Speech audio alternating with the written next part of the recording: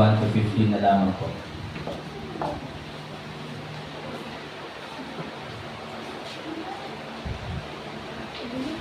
Maaaring patay na po ang sumulat nito, si Apostol Pablo. Pero ganun pa man ay masabi ko sa aming internet, preach the word. Maaaring sila wala na, pero sinabi nga po dito sa mga talata, sa verse 8 I think, na talagang the word of God is not bound.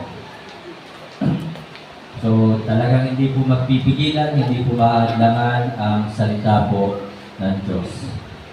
2 Timothy chapter 2, verses 1 to 15. Nakita na po ba sa malakas po sermon? Sa halitang pagbasa po ako po sa verse 1, kayo po sa verse 2. Sabay-sabay po tayo sa verse 15.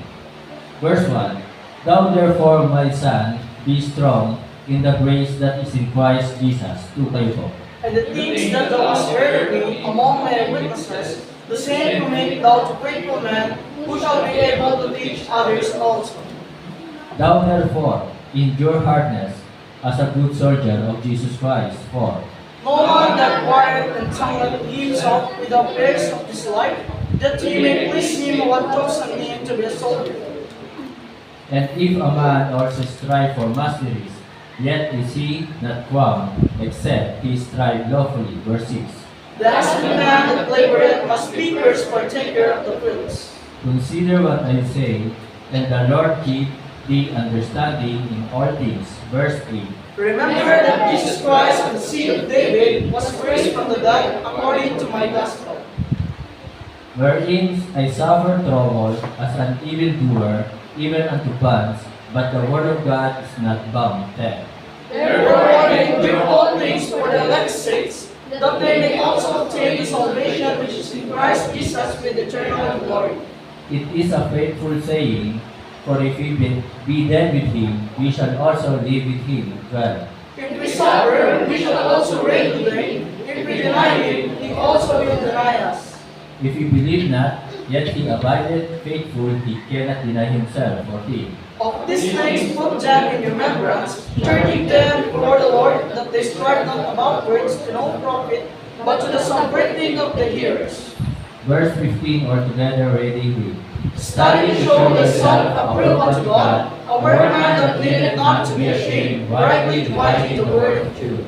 Purihin po ang Diyos sa pagkabasa ng kanyang banal na salita. Tayo po lahat ay umpo, kumikit, tayo po ay manalangin.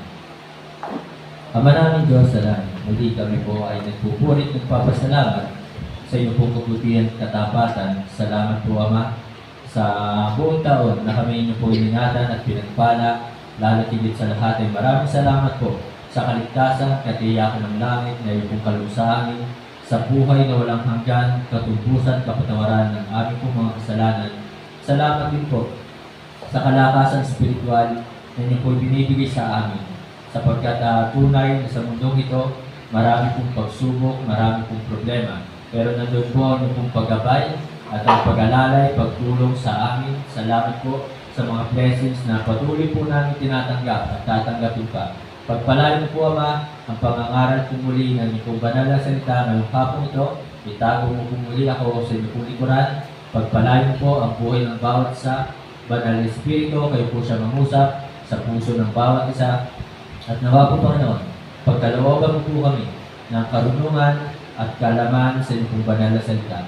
Tulungan mo po kami na ito po yung aming po may apply sa aming buhay. Ito po yung aking dalangin na may pasasalamat sa pangalan po ng aming Panginoong Jesus. Amen. Tayo po lahat ay kayo po, kayo pala, hindi pala ako, hindi ako kasama. Kahapon ay kasama ko po si Brother Rocky sa pagsusulbini po muli. At kami po ay hindi po kami nagsulbini kahapon sa San Salvador. Na talagang nakakatuwa naman na talagang yun nga, bawat mga kasalubong namin, binibigyan po ni Brother Rocky ng Bible tracts. And then hanggang sa yung huli nga namin na share kahapon, nakaupo sa tindahan, binigyan niya ng Bible tracts. Then tinanong niya, pwede ba makapag-share sa iyo? Pastor, pwede raw. Kayo na. So yun. At ang pangalan na na-share namin kahapon ay si Gold Green. Gold. Green pa. Diba? Tapos meron kami na-share kahapon na dalawang nanay, At isang tatay, ang pangalan ay Marico, Ana, and Junior. So yun po yun. So magandang balikan sapagkat sila po ay mga willing. Kaya talagang ninawit ka rin na preach the word. Diba? So the end is near. Malapit na ang katapusan. So kaya talagang kailangan po be instant in season and out of season. Reprove, rebuke, exhort with the long suffering and doctrine. So ngayong hapon po mga kapatid, mga minamahal, verse 15 is study to show thyself. So ang title po ng mensahe this afternoon, study the Word of God. Mga kapatid, na talagang ipinag-utos po sa atin na talagang aralin ang salita ng Diyos. So meron pong dahilan, meron pong purpose, meron pong layunin, meron pong halaga. Bakit kailangan nating basahin ang salita ng Diyos? At tunay na talaga sinasabi po ng verse 9, na sinasabi po dito, wherein I suffer trouble. Sa buhay po ni Pablo, siya po ay talagang nagtiis na maraming kahirapan. As an evildoer, na siya ay hindi naman po gumawa ng masama, hindi po siya nagnakaw, pero naranasan po niya na siya po ay makulong. So maaari siya po ay natanikalaan ang kanyang mga paa, natanikalaan ang kanyang mga kamay, pero sinasabi po dito, but the word of God is not bound. So talagang hindi kayang pigilan, hindi kayang hadlangan ang salita ng Diyos. Patuloy na talagang ito ay ipangangaral ng mga taong nanampalataya kay Kristo. So mga kapatid, napakahalaga sapagkat ang salita po ng Diyos, sabi po dito sa verse 1, thou therefore, my son, be strong in the grace that is in Christ Jesus. Mga kapatid, ang salita po ng Diyos, ito po ay magbibigay sa atin ng lakas. Kalakasang spiritual po ang ibibigay nito sa atin. Maaari ang ibang tao ay talaga sila po ay panay ang exercise. Tuwing umaga, nagja-jogging. Tuwing umaga ay nasa gym. Tayo, bilang tayo ay mga Kristiyano, meron po tayong spiritual battle. Meron po tayong spiritual warfare. Kaya kailangan po natin basahin, aralin, pakinggan, isabuhay, i-apply ang salita ng Diyos upang tayo po ay maging malakas. Upang ang mga pagsubok sa mundong ito ay ating mapaglabanan at mapagtagumpayan. Maaaring si Pablo, kung hindi niya binabasa ang salita ng Diyos, kung hindi niya ito pinag-aaralan, hindi siya makakatapos ng kanyang tungkulin, hindi niya matatapos yung panawagan sa kanya. Pero dahil binabasa ni Pablo at isinasabuhay ni Pablo ang salita ng Diyos, kaya nasabi niya, I have fought a good fight, I have finished my course, I have kept the faith. I am now ready to be offered for the time of my departure is at hand. So sa buhay po natin, kailangan talaga natin aralin, isabuhay, pakinggan lagi ang salita ng Diyos. Sapagkat una, mga kapatid, mga minamahal, ang sabi po ng verse 15, study to show thyself approved unto God. We need to study the Word of God for us to be approved unto God. Upang tayo po ay maging katanggap-tanggap sa ating Diyos. Tunay na tayo po'y mayroong mabuting ugali. Tunay na tayo po'y mayroong mabuting asal.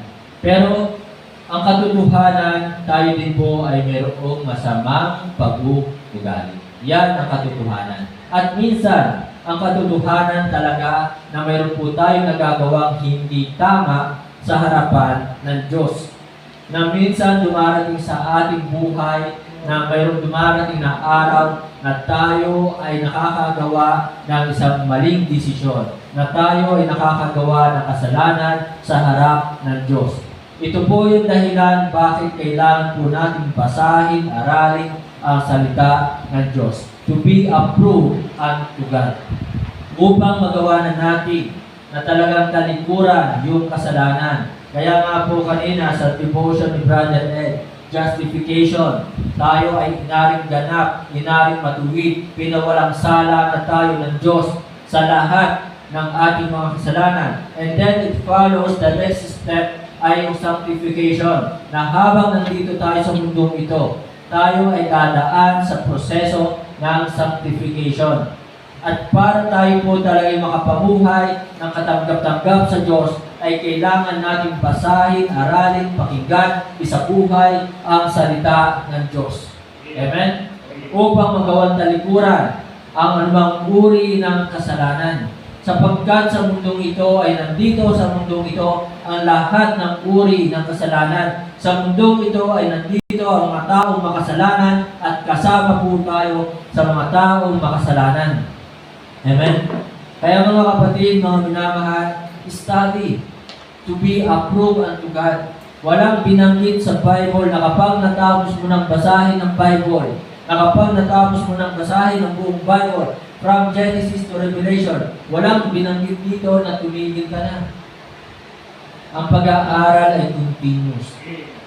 So yun po ang sinabi po dito. Wala talaga tayong mababasa dito sa Bible na kapag natapos mo ng Genesis hanggang Revelation, tumigil ka na.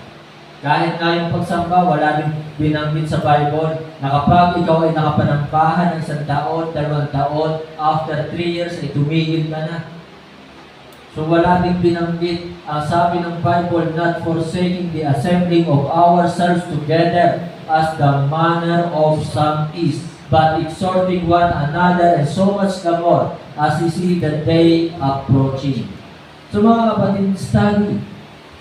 Sapagkat kapag hindi na natin binasa ang Bible, kapag hindi na natin ito inaral, ibig sabihin ang isang pagsuway sa utos ng Diyos, hindi tayo magiging katanggap-tanggap. Amen? So, at kailangan natin itong basahin sapagkat sabi nga kanina, balikan natin na yung devotion pa rin kanina, yung Roma chapter 12, verse 2, and be not conformed to this world, but be transformed by the renewing of your mind, that ye may prove what is that good and the acceptable and perfect will of God. Hindi magkakaroon ng pagbabago sa ating isip, hindi mababago ang ating isip, ang ating mentalidad, kung hindi natin babasahin ang Bible. Kung hindi natin ito pag-aaralan, kung hindi natin ito isasabuhay. So it follows na kung ano nasa puso, kung ano nasa isip, yon ang iyong magagawa. Amen? So it follows lang po yun. Kaya mga kapatid, kailangan talaga magkaroon ng pagbabago sa ating kaisipan. And be not conformed to this world, but be transformed by the renewing of your mind. Kaya nga, tingnan nyo po, napakaraming tao dito sa Bible na talagang nabago pa nilang buhay. Unang-una, si Pablo, dating persecutor. Pero dahil na talagang inaral niya, naituro sa kanya, at siya ay tinawag ng ating Panginoon Jesus, tinanggap niya si Kristo bilang Panginoon at tagapagligtas. Isang napakalaking pagbabago ang naganap sa buhay ng Pablo. Kaya kung talagang tunay na ligtas, kung talagang tunay na ligtas, so tumabi ka sa mayroong matatapihan at baka mamaya ay ikaw ay matumba. Diba? Tabihan nyo naman yun, pabira. So no man is an island. Tabi. Okay, tinatapit na sarili, sinasampal na. Okay, kawawa naman. So mga kapatid, mga minamahal yan, hindi ko na alam nasa na ako. So, si Pablo ay talagang dating persecutor. Kaya ang isang tunay na tumanggap kay Kristo, hindi sa puso, kundi sa puso. Yung talagang tunay na sumampalataya kay Kristo ay talagang nagkakaroon ng tunay na pagbabago. Kaya sana yung kanina na devotion, na talagang tunay kang Kristiyano, lagi mong hahanapin ang salita ng Diyos at talagang babasahin, desire the sincere will of God. Diba? Sincere, na talagang ito po ay totoo. So upang ikaw ay lumago, that ye may grow thereby. Okay? So mga kapatid, mga minamahal, to be approved unto God. So nais talaga ng Diyos sa ating magkaroon ng transformation. Transformation. Pagbabago. Yun po ang nais ng Diyos. Kaya lagi nating susuriin yung ating sarili. Susuriin ang ating sarili, hindi natin susuriin yung buhay ng may buhay. Amen? So yun po, to be approved unto God. Ito talaga ang babago sa buhay ng isang tao. Sapagkat ang salita ng Diyos sa Hebrews chapter 4, verse 12, but the word of God is quick and powerful and sharper than any two-edged sword and piercing even to the dividing asunder of soul and spirit. So sabi po dito na talagang ito po ay buhay at makapangyarihan. At sabi po pa rin po dito sa Hebrews chapter 4 verse 12, but the word of God is quick and powerful and sharper than any two-edged sword, piercing even to the dividing asunder of soul and spirit, and of the joints and marrows, and is a discerner of the thoughts and intents of the heart. Kaya nga minsan tayo po'y nasasaktan sa preaching. Diba? Kasi ang salita ng Diyos ay buhay. Buhay, makapangyarihan, matalas. Matalas sa limang taba na magkabila ay talim. Minsan ako din po ay talagang nasasaktan kasi magkabila ay talim. So hawak ko yung espada na may talim din. So habang pinapangaral ko, ako din po ay nasasaktan. Kaya mga kapatid, mga minamahal, salita ng Diyos, ang Diyos ang babago sa ating buhay. Kaya minsan, mahalata natin sa buhay ng isang tao na talagang hindi siya nagbabasa sapagkat nakikita natin na hindi nagkakaroon ng pagbabago. Diba? So mga kapatid, mga minamahal, to be approved unto God. Na kung ikaw ay tunay na Kristiyano, kagalakan mo ang makinig ng salita ng Diyos.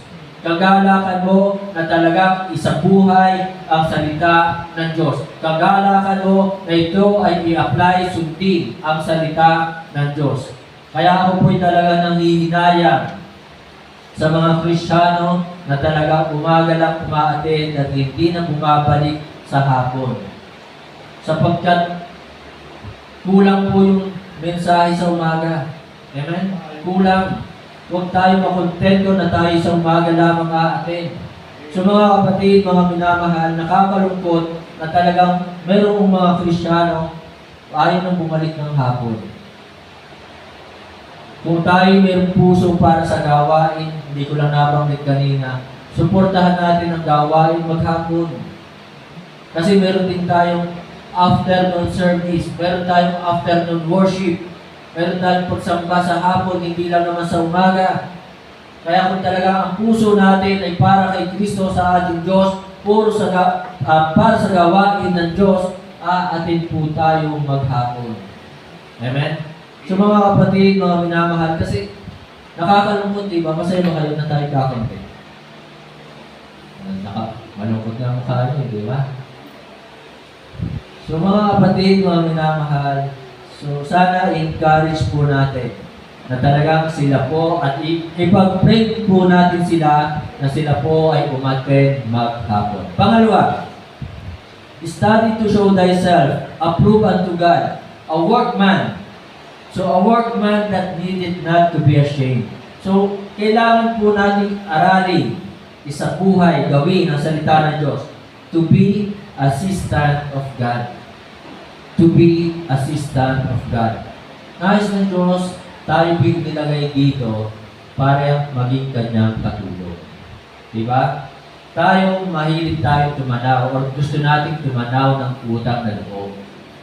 Na kapag tayo ginawa ng mabuti ng ating kapwa, tinulungan tayo ng ating kapwa, tayo ay tumatanaw ng utang na loob. Tayo ay nagnanais na tumulong din sa kanya balang araw ako naman natutulong sa iyo. Sana sa ating pong buhay mais natin na tayo ay laging tinutulungan ng Diyos. Sa bawat araw, saan man tayo naroon, nandoon ang kanyang tulong sa atin. Kaya sana magkaroon tayo ng desire na maging assistant, maging katulong ng Diyos sa kanyang gawain.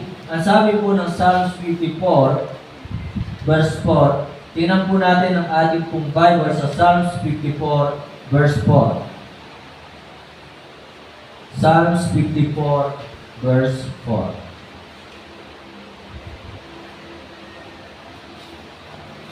Verse 4. Behold, God is my helper. It is true na talagang ang Diyos ang ating helper. Tinutulungan tayo sa bawat araw, sa bawat problema, sa bawat pagsubok na mayroon tayo. Tayo ay kanyang tinutulungan. Hindi natin yan pwedeng ipagkaila. Amen? So, behold, God is my helper. The Lord is with them that uphold my soul. So mga kapatid, mga minamahal, tayo po ay talagang tinutulungan. Kaya naisip natin na tayo maging katulong din ng Diyos. Kaya, John Mark, magalak ka na ikaw ay nakakatulong dito sa gawain. Diba? Na si pastor mo, wala nang binibigay sa akin, lalayasan kita. Diba? So, magalak ka kahit wala akong binibigay sa iyo. Pero ang Diyos ang magbibigay sa iyo. Higit pa ang ibibigay sa iyo. Kaya huwag kang mapapagod kung ikaw ay nagmamap dito. Diba? Kung ikaw ay nagpupunas ng mga upuang yan, na ikaw ay nakakatulong sa pagsusulbining, nakakasama ka. So, God is our helper. Kaya sana mga kapatid, mga minamahal, basahin, aralin, isapuhan ang salita ng Diyos to be assistant of God. Ito ang nais ng Diyos kung bakit tayo ay nandito. Bakit tayo ay inilagay dito? To be a worker, to be a witness, to be a worshiper. Ito ang nais ng Diyos sa atin, na tayo ay maging kanyang manggagawa. Mas gugustuhin kong maging katulong ng Diyos, maging alipin ng Diyos, kaysa maging katulong ng kaaway. Diba? So, kung hindi ka katulong ng Diyos, sino kaya kanino kakatulong? Yan, wala po yan. Kung hindi tayo naglilingkod sa Diyos, saan tayo naglilingkod?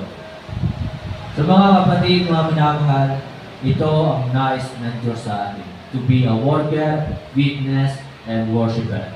Na talagang ibahagi natin, magpatotoo tayo na talagang si Kristo lamang ang Diyos, Panginoon at tagapagligtas. Last, mga kapatid, mga minamahal, verse 15 pa rin, ang sabi po diyan, rightly dividing the word of truth. So study, aralin, pakinggan, to be authentic in sharing the Word of God. Upang tayo maging talagang totoo at matuwid natin na may bahagi ang salita ng Diyos. Marami po nangangaral ngayon. Di ba? Marami ang nangangaral ngayon ng salita ng Diyos. Napakarami ng mga false religion. 4,200 religions in the whole world. So napakarami. Pero tama ba ang kanilang pangangaral? Tama ba ang kanilang pagbabahagi ng salita ng Diyos? Kaya kailangan po nating aralin. So basahin po natin ang ating Bible sa 2 Peter chapter 2 verse 1. 2 Peter chapter 2 verse 1. Verse 1. But these were false prophets. So mayroong mga bulaang propeta also among the people, even as there shall be false teachers. So mayroong mga bulaang guro, rampant, napakarami, na mga nagtuturo ng mali. Mga kapatid, kaya kailangan basahin po natin ang Bible. At sabi po dito, among you, who privily shall bring in damnable heresies, even denying the Lord that bought them, and bring upon themselves swift destructions. So aralin po natin, upang may bahagi natin, baka pamaya mapagbilang tayo sa mga false teacher na to. Di ba? Sasabihin natin, si Moses ang gumawa ng ark. Di ba? Ay si Noah pala. So, yun po kung bakit kailangan po natin aralin. at tapos sasabihin natin, tuturo natin nakakapagligtas yung baptism. Oh. So ano mangyayari sa atin? Bula ang guro. Force teacher na tayo niyan. Kapag itinuro natin nakakapagligtas ang baptism, kapag itinuro natin na talaga ang baptism ay nakakapaghugas ng kasalanan, we are force teacher. So aralin po natin. Kasi may nagtuturo na ang baptism daw ay nakakapaghugas ng kasalanan. Ang baptism daw ay nakakapagligtas. So maling turo po yun. So false doctrine, false teacher, false prophet are rampant in the whole world. False religion. Talaga napakaraming mga maling religion na nagtuturo ng mali. Then, 2 Timothy. Tingnan po natin 2 Timothy chapter 4, verse 2, 3, 4. 2 Timothy chapter 4, 2, 3, 4. Verse 2. Preach the word. So ito po yung tagubilin na talagang matinding pinamamanhid ni Pablo kay Timothy. Preach the word, be instant in season and out of season. Na nasa kapanahunan man o wala sa kapanahunan. So wala pong pinipiling panahon. Ang pangangaral ng salita ng Diyos. Ay naulan, hindi mo na mag-preach. Ay napakainit, hindi mo na mag-preach. Diba? So wala po yung pinipiling panahon. Reprove, rebuke, exhort with all long suffering and doctrine. Verse 3. For that time will come. Darating po ang oras when they will not endure sound doctrine. Na talagang maraming Kristiyano hindi na talaga makikinig ng tamang doktrina. Sapagkat nakita nila, uy, napakaganda sa CCF. Ay, napakagaling ng pastor doon. Ay, napakaganda ng kanilang mga proyekto. Napakaganda ng kanilang mga presentation. So, lumilipat sila. Ang tinitingnan nila ay yung presentation, yung preparation ng pastor, yung galing ng pastor. So, hindi na nila tinitingnan yung tamang katuruan, yung sound doctrine. So, napakaganda ng kanilang building, fully aircon. Diba? So, kaya marami pong Kristiyano ngayon nawawala na sa katotohanan. Kaya preach the word, be instant in season. So, kailangan natin itong basahin, aralin, to be authentic in sharing the word of God. Huwag po tayong padadala sa galing ng isang pastor, sa kanyang pangangaral, sa kanyang tindig. Huwag tayong padadala sa laki ng kanilang building. Huwag tayong padadala sa ganda ng kanyang presentation. Diba? Meron silang mga projector, talagang napakalaki ng kanilang screen, ipa-flash diyan lahat ng kanilang mga preaching, na meron pa silang mga visual. So huwag po tayong padadala. Lagi natin babalikan ay salita ng Diyos.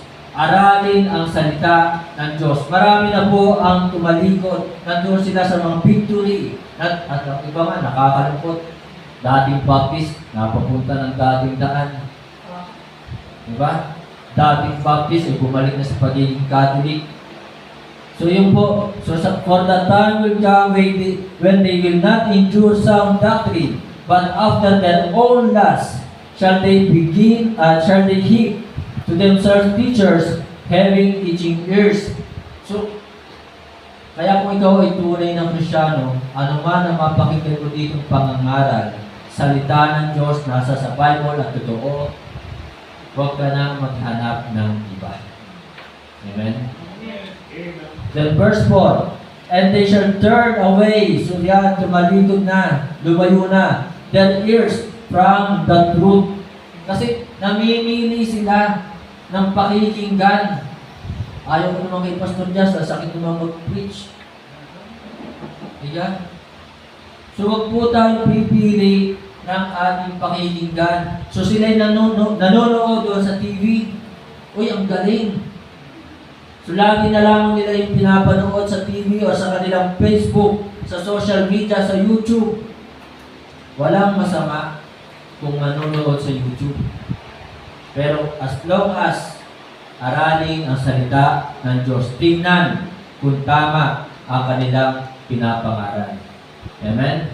So yun po, and they shall turn away their ears from the truth and shall be turned unto fables. Kaya mga kapatid, mga minamahal, study the Word of God. Baka pamaya ikaw yung mapunta sa CCF. Baka pamaya ikaw na yung nasa Victory. Baka pamaya ikaw na yung nandun sa dating daan. Baka pamaya nandun ka na sa INC. Study the Word of God. Saliksikin natin ang salita ng Diyos sapagkat napakarami po ng mga false doctrine, false teacher, false religion, false prophet. Ang sabi pa po ng Matthew chapter 7, verse 15. Tingnan po natin ang ating pong Bible sa Matthew chapter 7, verse 15.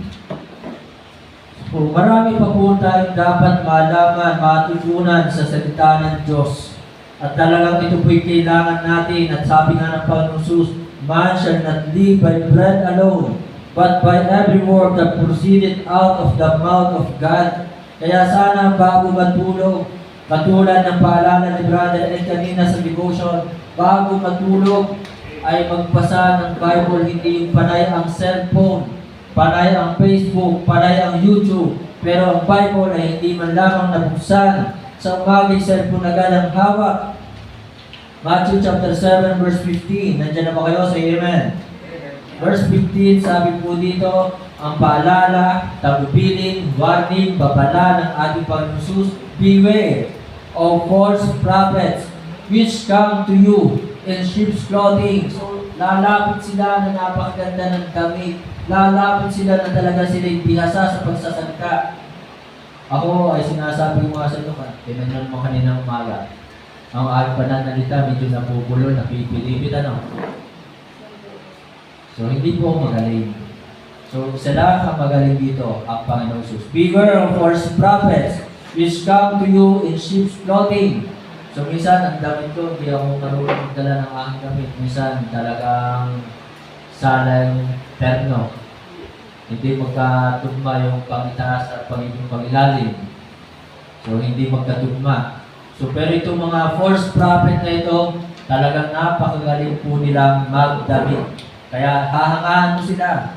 But inwardly, they are revealing words. Kaya mga kapatid, study the Word of God. Basahin po natin, pakinggan po natin, aralin po natin, isabuhay ang salita ng Diyos. The Bible, the Word of God, is very, very, very important more than to all your subjects in school. Ito ay higit pa sa science. Ito ay higit pa sa math. Ito ay higit pa sa philosophy. Ito ay higit pa sa algebra. So ito po ay higit pa sa lahat ng subject mo sa school. Kaya kung mahalaga sa iyo ang iyong mga subject sa school, mas higit natin pahalagahan ang Bible sapagkat ang mga subject sa school, panglupa lamang yan. Panglupa. Pero ang Bible, sabi sa Matthew 24 verse 35, heaven and earth shall pass away, but my words shall not pass away. The Bible, the Word of God, is eternal. Ito ay walang hanggan. Kaya higit pa ito sa mga subjects mo sa school. Kaya kailangan po natin ito laging basahin. The Bible, the Word of God, it gives us warning. Ito po ay nagbibigay sa atin ng babala. Kaya nga sabi ng Panginoon Jesus, beware of false prophets. Napakaraming false prophet, false religion, false teacher, and false doctrine. Beware. It gives us warning. It gives us wisdom. Higit pa ang wisdom na ibibigay ng salita ng Diyos kaysa doon sa wisdom or knowledge na ibinibigay ng mundong ito. Yes, ang mundong ito'y nagbibigay ng knowledge, pero higit pa ang ibibigay ng salita ng Diyos. It will give us wisdom. It gives us way to everlasting. Psalms 139 verse 24. Tingnan po natin, matatapos na po tayo. Psalms 139 verse 24. Tatlong talata na lang po ang ating po babasahin. Psalms 139 verse 24. So the Bible, the Word of God, it gives us way to everlasting. And see, if there be any wicked way in me, and lead me in the way everlasting. Lead me in the way everlasting. Dati, tayo po ay dumadaan sa daan na ang dulo ay kapahamakan. Pero dahil sa Bible, tayo ngayon ay nasa daanan ng walang hanggan. Matthew 7, 13-14. Last 2 verse na lang po. 2 talata na lamang. Kaya napakaganda po, lagi nating basahin, aralin. At sabi pa nga po ng iba, nawawala daw ang kaligtasan. Kailanman hindi po nawawala ang kaligtasan. Verse 13, Matthew chapter 7, verse 13, nandiyan na ba kayo? Say amen. Enter ye in at the straight gate, for wide is the gate, and broad is the way that leadeth to destructions, and many there be which go in thereat. So maluwang ang daan patungo sa kapahamakan. And then verse 14, because straight is the gate, and narrow is the way, which leadeth unto life, and few there be that find it. So mga kapatid, mga minamahal, the Bible, the Word of God, it gives us way to everlasting. Kaya basahin po natin, huwag po natin pabayaan. Day and night, basahin. Ayaw ng Diyos na ikaw ay mapunta sa maling katuruan. Ayaw ng Diyos na ikaw ay mapahamak. So kailangan pa rin po natin basahin lagi ang salita ng Diyos. Kaya dapat habang tumatagal, dumarami ang ating memory verse. Kaninang umaga sa Sunday School, napakadaming verses sa Bible about love. Di ba? Kayo ay talagang kinikilig kapag love, pero magbigay ng talata sa Bible about love, wala kayong ibigay. Kinikilig sa love. Di ba? Kapag ang topic yung pag-ibig, pero kapag ang pag-uusapan ng salita ng Diyos, memory verse, walang maibigay. So, isa pang talata sa Bible about love. Matthew 22, verse 37, Jesus said unto him, thou shalt love the Lord thy God with all thy heart, diba? With all thy soul, and with all thy mind. Diba? Ano pa ang tungkol sa love? 1 John 2:15, love not the world, neither the things that are in the world. If any man love the world, the love of the Father is not in him. Tayo po kayo, to God be the glory. Tayo po yung muko, kumiti, tayo po ay manalangin. Ama namin Diyos sa langit, muli, maraming salamat po. Dahil sa iyong salita, sa iyong banal na salita, makapangyarihan at tunay na ito po ay buhay. Salamat sapagkat nagkaroon po ng pagbabago sa aming buhay. Salamat na tunay na ito po yung aming kalakasan sa bawat pagsubok na aming po pinagdadaanan. Salamat sapagkat ito po ay nagliligtas sa amin laban sa mga maling katuruan na nagkalat sa mundong ito. Salamat sapagkat ang iyong pong banal na salita ay salamin sa aming pong buhay. Dito ay aming nakikita sino nga ba kami. Ano ang buhay na mayroon kami.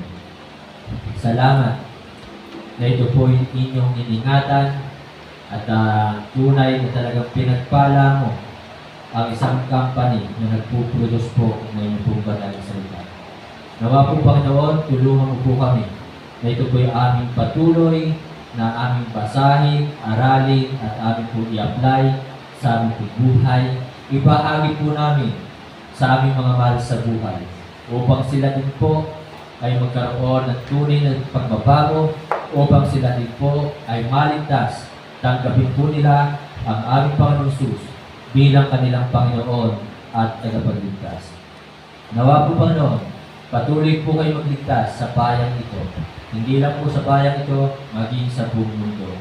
Nalalaman po namin malapit na ang iyong pagbabalik. Kaya sana, huwag po kami magsawa at mapagod, may bahagi ang kaligtasan na tanging si Kristo lamang ang Diyos, Panginoon at tagapagligtas.